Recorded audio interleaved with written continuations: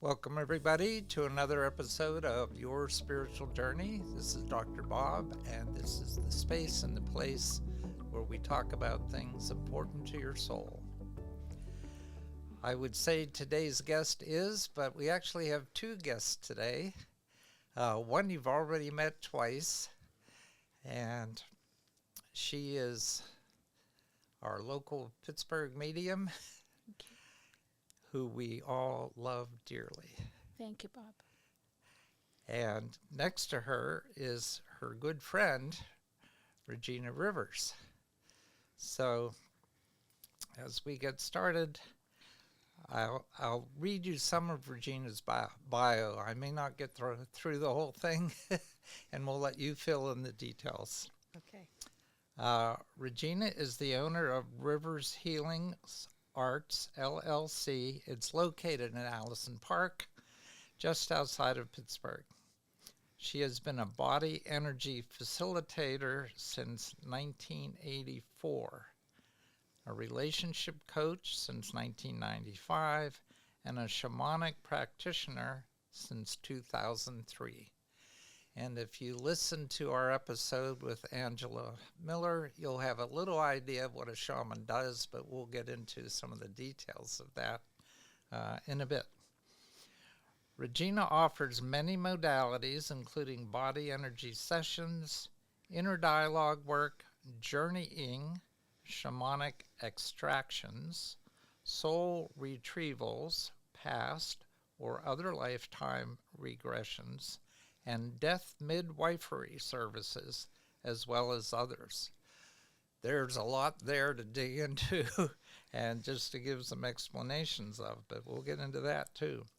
She's a certified Reiki Master teacher, and in 1991 she created Upwriting Yourself, a workshop that uses writing and journaling as tools for inner healing.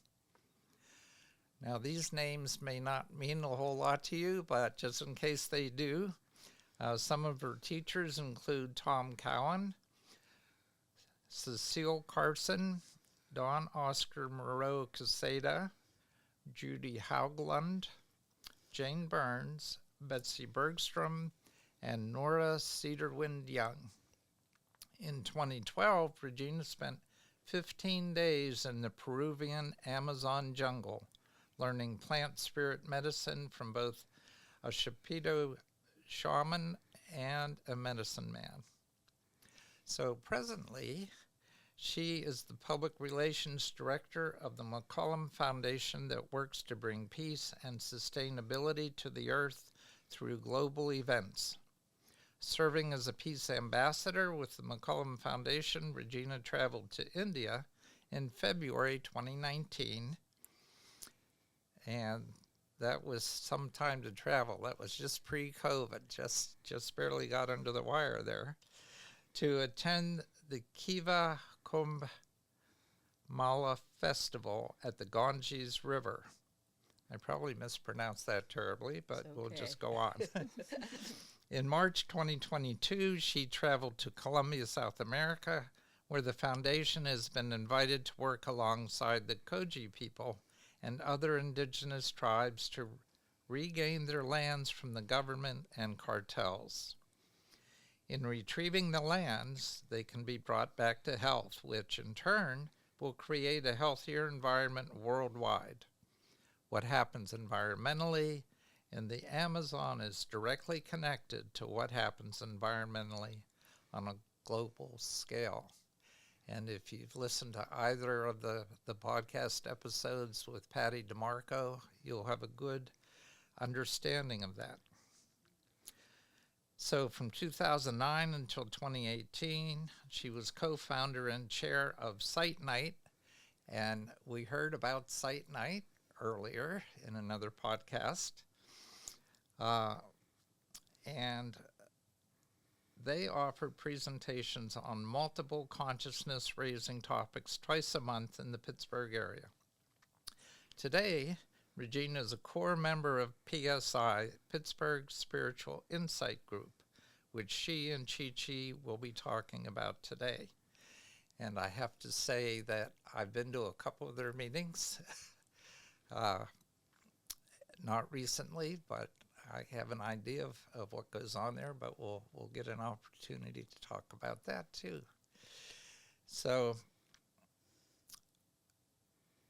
I guess it's about time to let Regina do some talking, but I'm sure that Chi-Chi told you how this operates. I'm going to ask you to talk about your spiritual journey from childhood until now, and then we'll get into PSI and what they do. Okay. Shall I start? Go right ahead. Start it in your childhood and then Okay. take us on that journey with you. So thank you, Bob. I'm enjoying being here already, and especially with my friend Chi-Chi. It helps because I'm a bit nervous, and having Chi-Chi here with me as a supporter is really, really beneficial. So I want to say that when I was 5 years old, I just absolutely knew that I was going to grow up to help people. I knew I wasn't going to be a doctor or a nurse or a psychologist. I didn't even know what a psychologist was then. But I knew that I was going to be helping people. It's like it's like I came into this lifetime to be of service, and even at 5, I knew that was what was going to be happening for me. And let's see, I grew up loving nature and actually seeing things that I don't think other people were able to see. Like fairy, for instance. In my bedroom at night when I was a child, I would see little red flickers in the room, and didn't know really until I was an adult that most people didn't see that kind of thing, but I did. Let's see. In high school, I started learning about Buddhism and went into the Buddhist arena. As an adult, I learned Buddhism. I have done several 10-day silent retreats around the country, and my husband, who I met in 1991, was also Buddhist. And he asked me, we were walking the first day that we met, and he said, "May I ask you what path you follow religiously?" And I said, "Well, you're probably going to laugh." And he said, "Well, tell me anyway." And I said, "I consider myself to be Buddhist." And he did laugh. And it's because he said, "Well, that's what I do as well."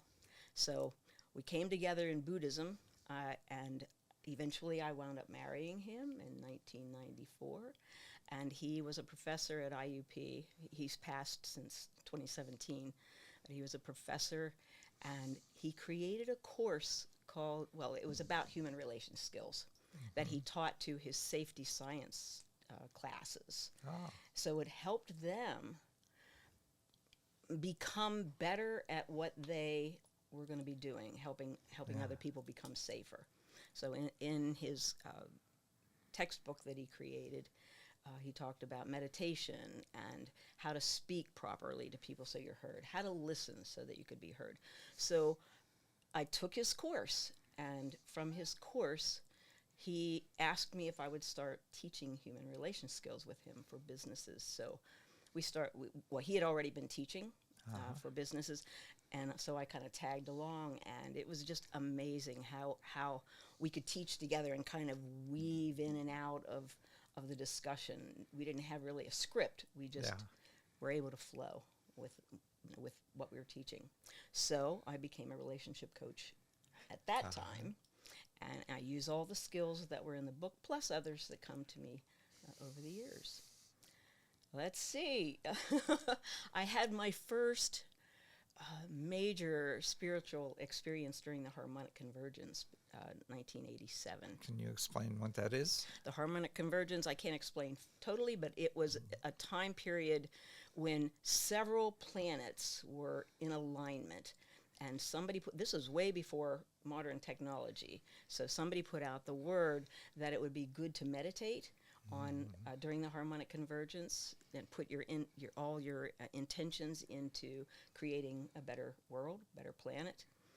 And I was meditating with 3 other people and wound up, and I don't say I went, during meditation I wound up or found myself in a place that was just gray all around, kind of like when a television screen goes to snow, only it was very soft, very soft.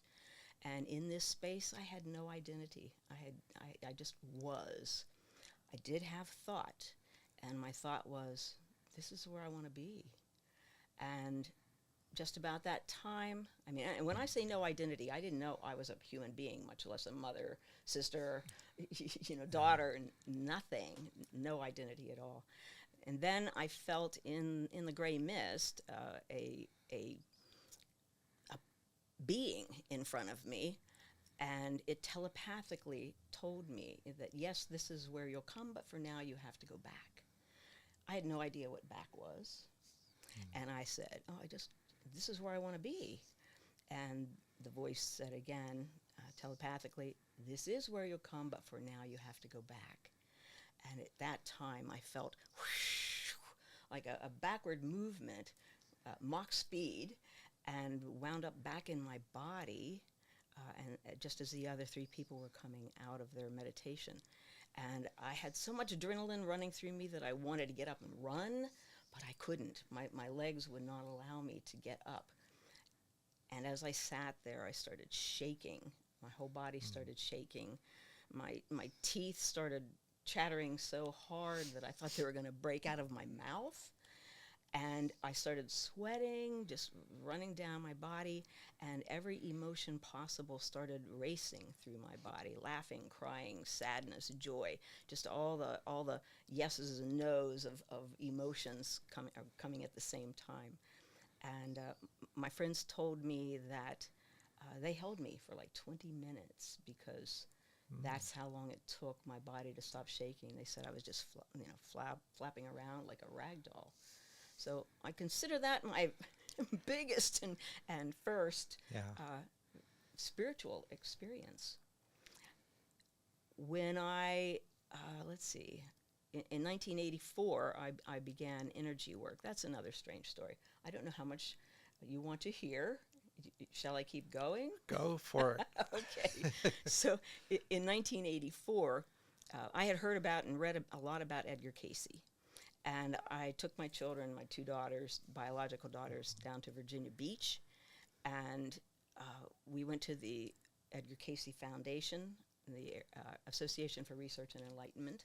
Right. And I bought a book on energy work. I had wanted to learn Reiki way back then, but it was so expensive back then that I was a single mother and I didn't have the funds. So I bought this book in the library there, and I'd only read a few pages. We were camping, so we were like a mile away in a campsite, and I had only read a few pages. A couple pages had diagrams on what to do. And one morning I was in the restroom, and I was in a stall, and a woman came in, and then another friend followed her in, and I heard them talking, and the first woman said, I was stung by a bee, and it hurts really, really bad. And she showed her friend apparently what it was, and the friend was talking about how bad it looked. And as I was coming out of the shower stall, out of my mouth came the words, I may be able to help you. And at that moment, it's like, I have no idea who said that and why. Yeah. And the woman just stuck her hand out to me and said, please, please. I remembered a diagram and how they said to rub your hands together and put one hand underneath. I put the other hand on top and just prayed to God that I would not be made a fool and that maybe something good would happen. And strangely enough to me, after 5 minutes, she said, oh my gosh, the swelling had gone down, the redness had just about disappeared, and she said the pain was almost completely gone. And I was shocked. And she looked at me and she said, what did you do? And I said, I don't know, but I'm going to find out. And so I finished that book. I was prepared to learn about other traditions, healing traditions, and my guides told me, don't read anything, don't take any classes. We're going to show you what you need to do. So I've been following their information, their guidance ever since. And I do work on quite a few people energetically, along with relationship coaching and shamanic practices. And then in 2003, a friend of mine his name is Gwelt, told me that he was going to be going to a program by Tom Cowan, who is a Celtic shamanic practitioner. And I asked him if I could come along, and so I met Tom and teaching shamanism over the weekend. And 20 minutes in, I knew that that was my home, that that is what I was meant to be doing for the rest of my life. And so I learned it as much as I could from him, and thought I was doing it pretty much for myself, actually. And one day, Tom called me and said, "I have a client for you." And I said, "What do you mean, a client?" He said, "Somebody who wants some shamanism, work done." And I said, "Well, I didn't know I was going to be doing that." And he says, "Yes, you are." So in shamanism, it's good to have a teacher who gives you the right to teach what you have learned. Yeah. So that was the point in which he gave me my okay. Yeah. And I've been using shamanism with my clients ever since. So it's a nice combination, energy work, relationship coaching, and shamanism. And by the way, I want to say, it's important for me to say, I do not call myself a shaman. I say that I am a shamanic practitioner because to me, shamanism, it's important to be given that lineage too. So, I call myself a shamanic practitioner. Yeah. Okay. That's a lot. Well, I remember seeing a picture of you and Tom Cowan on your website. Right. So, yeah. an audience, as always, there will be a link to Regina's website from my website. So if you're interested in pursuing her further, you can check that out. All right, there's some terminology in the introduction that my audience would like explained. Okay. I'm really cued into my audience. I know exactly what they want to know. That's great. Okay, so let's look at some of the things that you talk about here. One is uprighting yourself. What in the world is uprighting yourself?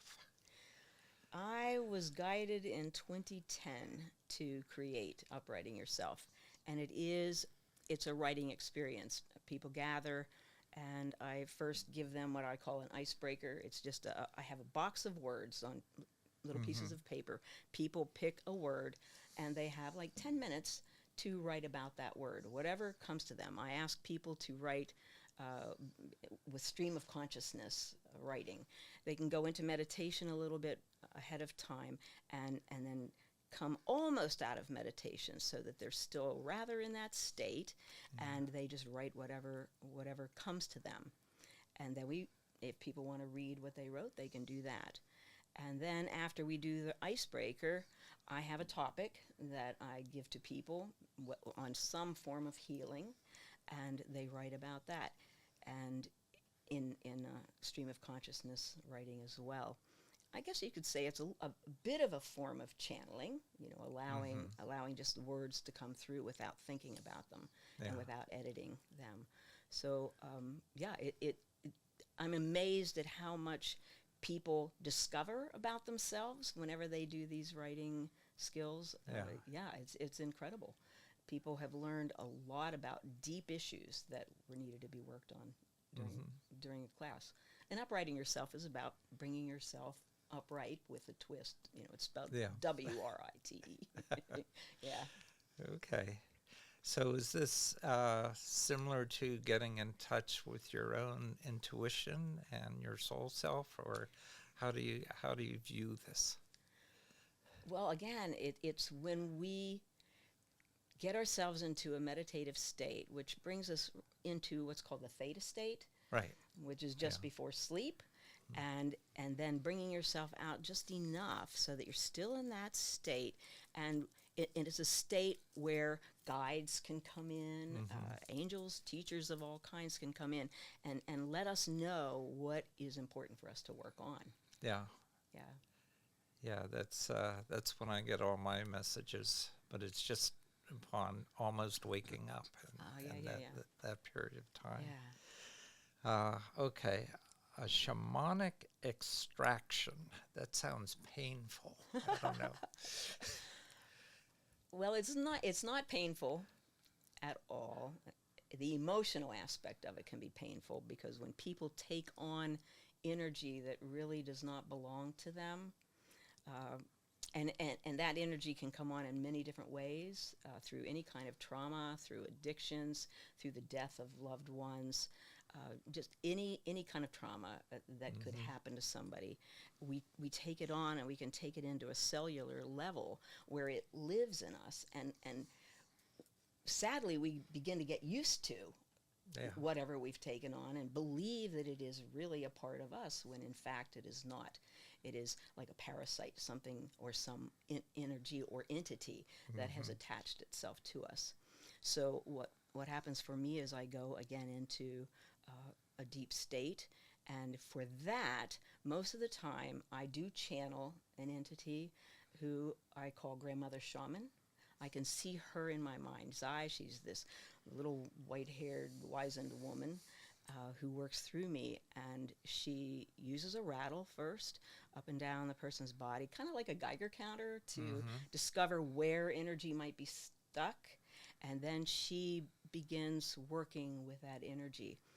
And she actually speaks in a language I don't know. Maybe you could call it light language. I don't know.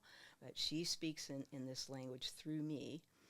And it's a very compassionate, loving way of removing what no longer belongs in that client's body.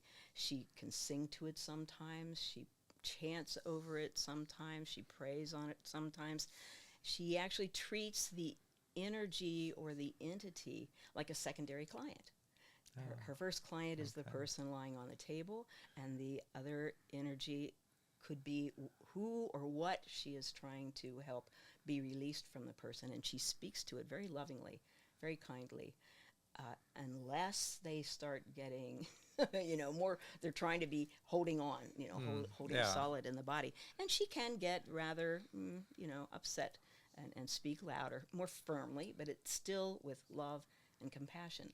And then she sees the body, she works with the body, and she uses her hands to gather up the energy into one place, and then she pulls it out through her breath and sends it out into the woods behind where I live to beings called unseen beings who take that energy, and they either send it into the ground or they send it with loved ones so that it can be refined.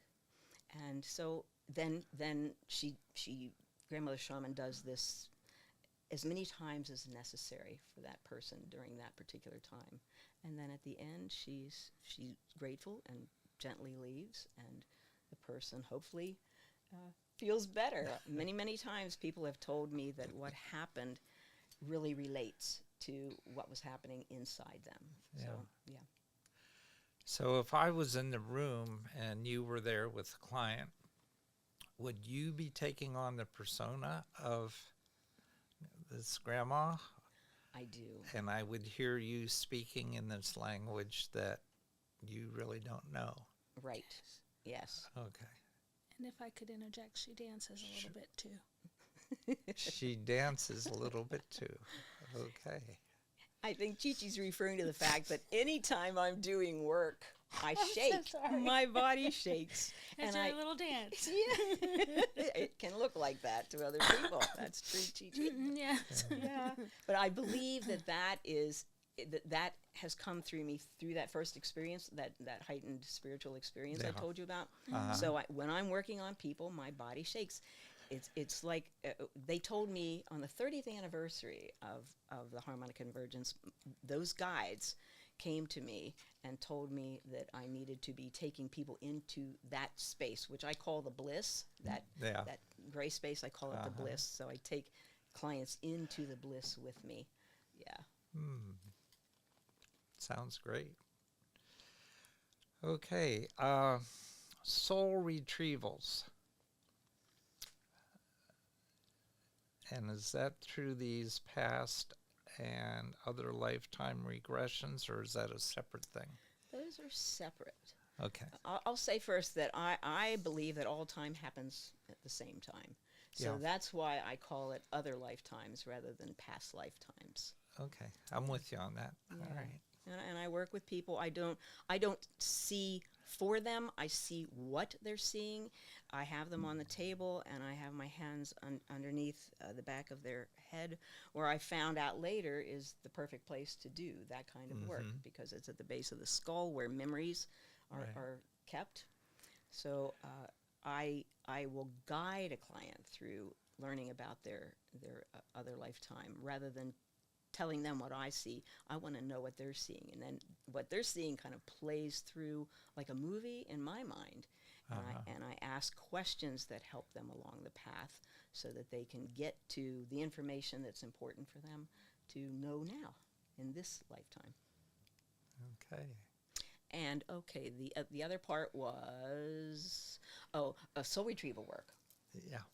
Yeah, I like to do shamanic extraction work on people before I do soul retrievals, because I think it's good to empty the vessel of anything that needs to be emptied first, so that any pieces of our soul that are willing and wanting to come back see that the client is making space for them. Yeah. And really wanting to do deep healing work. So with that, I am standing beside the client. I like to be touching the person, I maybe have their arm out to the side and will be touching them as I stand beside them. And then Crow, one of my major totems or power animals, comes and takes me to wherever any part of the soul and it has to be willing and wanting to come back.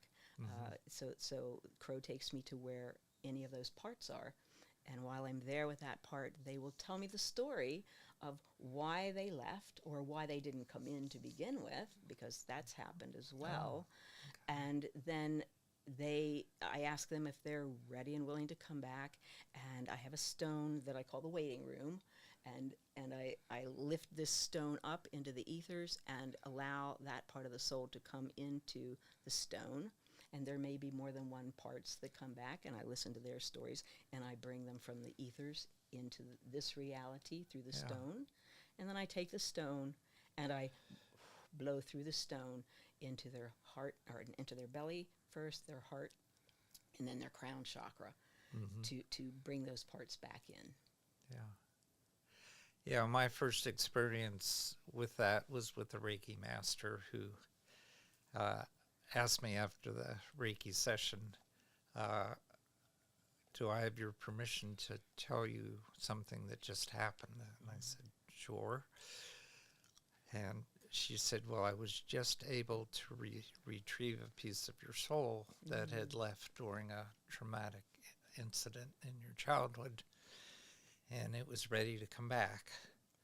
Yeah. So that was the first I had heard of this concept of soul retrieval, and that there are pieces of our soul out there that still aren't in here, that may or may not come in depending on conditions, I guess. Right. And how they see if we're ready, if we're ready to have them come back, if we've done enough healing to make that space for them to come back. Yeah. Yeah, interesting concept. Okay, dead midwifery services. Does this mean if your midwife died that you can bring them back?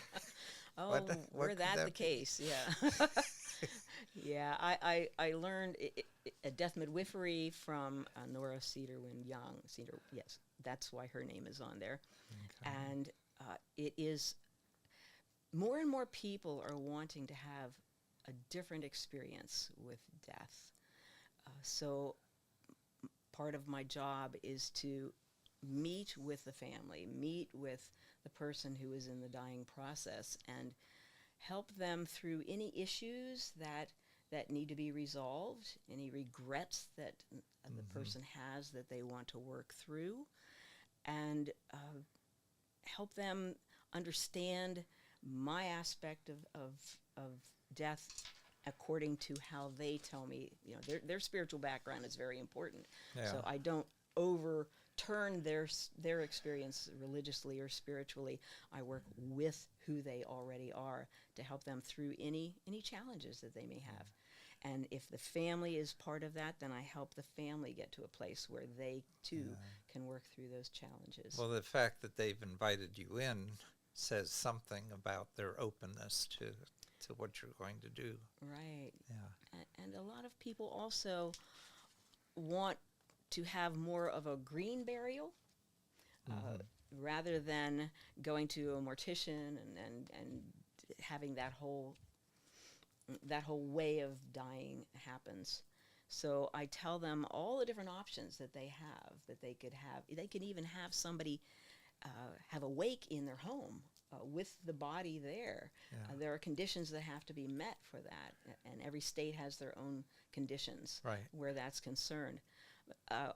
For me, I want to get to the person to where, in Buddhism they say that your last 10 breaths need to be the most gentle breaths of all, because those 10 breaths are what lead you into your next existence. Yeah. So that's my job as a death midwife to help them get to that point where their last 10 breaths are their most gentle. Okay. And I can help them through all the process. I can go with them if they need help going to the funeral home or any process, any bit of that process. I want to be there to help them through. Yeah. So just before we jump into PSI, I want to ask this question because it's something our audience is always interested in. Your own religious background growing up. Did you have any particular faith that you were following prior to becoming a Buddhist, or what's your background? I did. My father was Catholic, and my mother, when they met, was Southern Baptist. And my mother agreed, and I didn't know this until I was an adult, but my mother agreed to raise their children in the Catholic faith until and my dad had to promise her back that with time, if any of us chose to leave the church, that he would not stand in our way. So sadly, all of us have left the church. My father actually passed on his 71st birthday, so we had a nice round. But ever since my dad passed, none of us have been in that tradition. Mm-hmm. Yeah. Okay. All right. It's time that we jumped into why the two of you have made this appearance, and that has to do with PSI. So, and we may want to back up first to the precursor of PSI and talk about that a little bit, how that got going, and then move on from there. So, Chi-Chi, do you want to get a few words in here? Okay, I would love to. So thank you for asking. So PSI is Pittsburgh Spiritual Insight, and we are a reinvention of the original SITE NITE group. And SITE NITE stood for Spiritual, Intuitive, and Telepathic Expansion.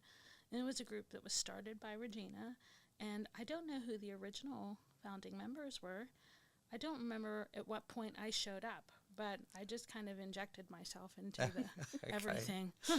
Lovingly right. so. I saw Regina receiving an award, like in a community award or something. Do you remember? It was over at the Methodist Church. Yes. And I'm pretty sure it was there. And I remember I saw you and Kathy Evans-Palmisano in the crowd, and I said, I'm going to be friends with those ladies right there. And I just kind of made it my business. That's how I get a lot of friends. I just kind of tell them we're going to be friends. I want to interject something here. Not too long before that experience, I saw Chi-Chi online, and I saw her photo, and I said to myself, I'm going to meet her and be friend with her. So it's kind of serendipity that happened there. Yeah. So I remember meeting you both that night, and it was called a Visionary Award. That's what it was. Oh, you're right. And I don't remember why I went there. I just did. And then I met you, and then that was that. I'd like to consider Regina one of my spiritual partners. So she's like a spiritual soulmate to me. And more than a sister or a friend or family or whatever, because you're part of my soul's journey. And so I just kind of injected myself into the SITE NITE group, and then all of a sudden there was so much to be done, and it got bigger and bigger and bigger and bigger and bigger. And we had so much fun with that group, and we learned so much, and we did so much, and then it became a little exhausting, and we didn't have as much help as we needed. I think that's the story that I remember. And then our journey really kind of concluded surrounding the passing of Regina's love. When her husband passed away, it was time for us to take a break. So we took a break, and then we waited for a little while, and then I don't know, I kept having nudgings that I really needed to be part of something that was just bigger than me. Yeah. And so she was the first person I called. And originally it was because I wanted to write this book and do a podcast called Delight, which would be where we could highlight people's spiritual journeys. And we put some energy into that. And then at some point I was like, no, I think we need a group, right? And so I said, well, no, I think we got to revamp the group. So then we just called in all the troops. And then the next thing was PSI. Okay. Going back to SITE NITE, what was the vision or the mission? What was the purpose of this organization? Gigi, can you please continue? Sure. I think we just needed a place to play. We needed a place to safely explore esoteric topics with other people who were, because we brought in speakers that were experts on a particular topic, and then they shared with us. And, it wasn't the same as like going to an in-depth workshop where you had to pay hundreds of dollars or have already read books or be interested in diving into the deep end of the pool. This is a place where people would come and talk about a subject. And so you could learn a little bit about the teacher, about their style, then decide, I think, about whether or not it's something that you would like to study more. And so people came, and then they came and they brought their friends, and then they came and they brought their kids. And then, it was simply a safe place for us to explore being connected in ways that we don't at work, and that we might not with our families, and that we might not even in some spiritual circles, because it was not church. It was actually unlike church at all, even though we held it in a church, which was kind of ironic. But we had just the best time. Yeah. And so we wanted to have something. So I guess what had happened specifically with PSI was that I had a conversation with someone, I'd like to say it was Sarah Sachs, who said that the Pittsburgh Spiritualist Church had shut down. And I said, oh, that's what it was, because I work on the weekends. Like I had like 6 different events this weekend. And so I very rarely, if ever, get a weekend off. And so I remember that I was weirdly off on a Sunday. So I was looking up the First Spiritualist Church of Pittsburgh, to see what time the services were going to be. And because I hadn't attended in so long, I didn't know if it was at 10 o'clock, 11 o'clock, noon, whatever. I was like, well, I'm going to go to the church. And I couldn't find anything. And then I started to freak out a little bit. And so then I said, Sarah, hey, what happened to the church? She's like, oh, honey, it shut. And I was aghast. So I said, well, we're going to have to do something, because I need spiritual, right? So, and I kept laughing to myself, because I was thinking, but I don't want to be the pastor of a spiritualist church. I am church. That's 24 hours a day, 7 days a week. When I'm working, I am the spiritualist pastor. I don't want to do that when I'm not working, but I do want to have a place to play. I do want to have a place to learn and share and all that kind of stuff. So I said to Sarah, well, we have to fix this. We have to fix this. She's like, okay, well, tell me what you come up with, basically was her thought on that. And so then I called you called Kathy called Leanne, I called Sarah, and Kelly was just already in the mix because she's our grounded, practical, analytical, keep us on time, tie all the woo-woos down to the floor and keep them going sort of girl. So it became a team, and we decided on Pittsburgh Spiritual Insight, both a throw to the future and a throw to our spiritual root of SITE NITE. Okay. We've been together now for a year. First we met at what was that place called? Evolutionary Minded Wellness in, I can't remember the name of it, Etna. And then we were at the Bridge here in East Liberty. Yeah, I attended at the Bridge when you were down there. Perfect. And then we moved to the Persad Center in Lawrenceville, which is my favorite home because it's a safe space. As soon as we got there, I felt safe. I was like, this is our place, man. It's filled with rainbows. It's like awesome. They have a big, huge parking lot, and they're so welcoming. Yeah. So as soon as we got there, I felt like we had found our home. And it's nice because it's not overwhelming. I think if it had followed the same trajectory as SITE NITE, because, we're all a little bit older ladies, and we were hauling chairs and tables, and oh my Lord, it was a lot. Yeah. It was backbreaking at times. And the most backbreaking night, I think, was Kate's. We did a fundraiser for our friend Kate, who was the owner of the Mesa Center for Creative Arts. I can't remember their last name. Do you? Brad and Silverberg. Kate had been diagnosed with cancer. And so as the SITE NITE group, we decided to, I'm not even so sure it was so much of a decision. I was just kind of like, Kate needs our help. So I'm going to call every single person that I know and ask them to donate their time. And so we put together this huge psychic fair and vendor fair and bake sale, and we took up the whole church. And I mean, several thousand people came that night. Yeah. And we raised so much money. We raised enough money to take care of her final days. In that, Brad had to charter a plane to get her to Arizona, to the Cancer Centers of America, so that she could pass away in peace. Oh. And they needed like $13,000, and I think we ended up raising, in an hour and a half, $13,250. Wow. Yeah.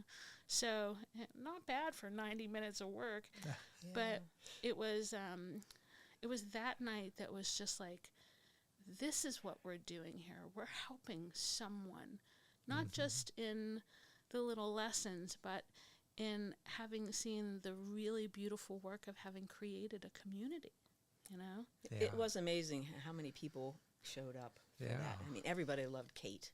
So it was all about her and her goodness. Yeah. And I'm sure if she's somewhere, she's listening in right now to us, loving her. Yeah. Yeah. Very true. It was an amazing, and we called it For Kate's Sake. And it was just really nice to do something for someone, and it to have been so tangibly a part of our local metaphysical community. Yeah. So, and now we're doing it again through the PSI group in smaller doses, because had it taken that same trajectory, I don't think I would be able to handle it, be honest with you. I like having our groups the size that they are, and with the focus that we've had, because pretty much everything that we're doing for Pittsburgh Spiritual Insight is helping people understand their inner self better, their inner voice better, how to be basically a better human. Yeah. And so it's really fun. Sometimes it's deep. We've had a lot of very deep conversations. We are getting to know each other as a group very well, and I like it a lot. Yeah. And our group, We all get along well. It's like very seamless when we pick topics. We're like, okay, let's do this. This is going to be our series next. We're going to talk about mindfulness. We're going to do this. We're going to do that. And it just works so well. Yeah. I've never seen a group of women work together and not have conflict. Well, it's mostly women, but it's not exclusively women. Do you mean that men have those conflicts as well? No, I just mean your meetings do have some men who attend. Yes, we do have some men that attend, and I think I could have been more clear about saying that with the core members who make the decisions behind the scene, it's just effortless. Yeah. Really, the hardest thing is coordinating everybody's schedule. Yes, Right. yes. Everybody's busy, really busy. Very, who's very on our busy. Team. Yeah. Yes, very, very busy. Yeah. I know, because I wanted to get Kathy on this show, and she's just impossible to nail down. Very true. Yeah. It's very true.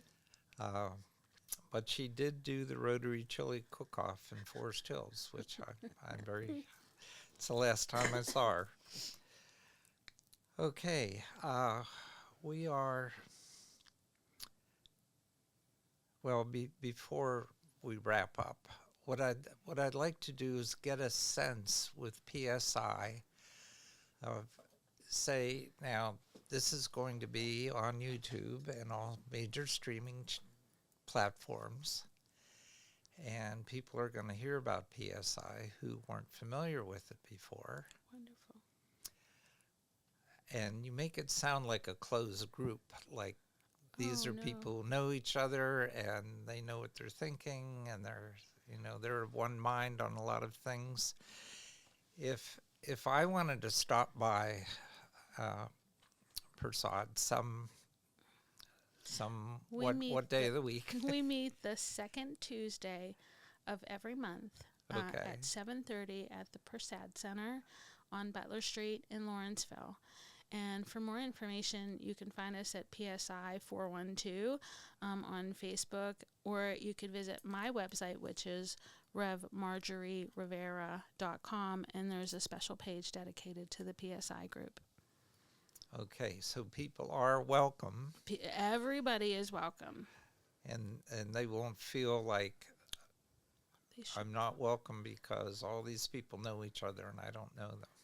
No, we would invite you to come back, and then very soon we would know you too, right? Right, absolutely. Yeah. We want to gather as many people as possible, because I Okay. think everybody has a spiritual nature. Some people may be shy of it. But anybody who is looking toward learning more about themselves and about the other people in the spiritual community, please come on in, please. Okay, so you started to mention a couple topics that you've dealt with, but can you give us a sense of Yes. of some of the things that I might be exposed to if I came? So here is a couple of the topics of things that we've spoke of before, Okay. such as the higher self, Regina's upwriting, an immersive meta experience, which was like a community meditation. It was one of the coolest things I ever did in my life. We've covered dowsing. We've covered the subjects of gratitude, intention, law of attraction. We've had a couple of little parties, and we've also talked about, we're heading into non-attachment very soon. And our last one was called the Phoenix Rising, which was letting go of narratives that really no longer serve us, and learning that we don't have to be attached to those narratives that are no longer functioning. So finding a way Okay. to empower ourselves into, releasing those worn out patterns of belief about who we are, and creating limitations about what we are, and not being defined by our failures or defined by the things that are challenging to us. And so that naturally leads us into non-attachment, which is going to be Regina's topic in June. Okay. All right, audience. That gives you something to look forward to. Now, Regina has listened to a couple podcasts, so she has an idea that I'm going to ask her to wrap us up with some words of wisdom. Ooh, wow. Okay. So if you thought you were nervous before, words of wisdom. Okay, come down, Grandmother Shaman. There you go. So I'm so grateful for this life. I'm so grateful for all those in my life, whether you be teachers, guides, friends, loved ones, family, and even those who call themselves my enemy, because from my viewpoint, I have no enemies. So all people everywhere, blessings to you, blessings to those you love, and may you all be healthy, happy, and live life to the fullest. well, audience, you've heard it. And as usual, take what resonates with you and put the rest on a shelf until you're ready to deal with it. Until next time, this has been your spiritual journey.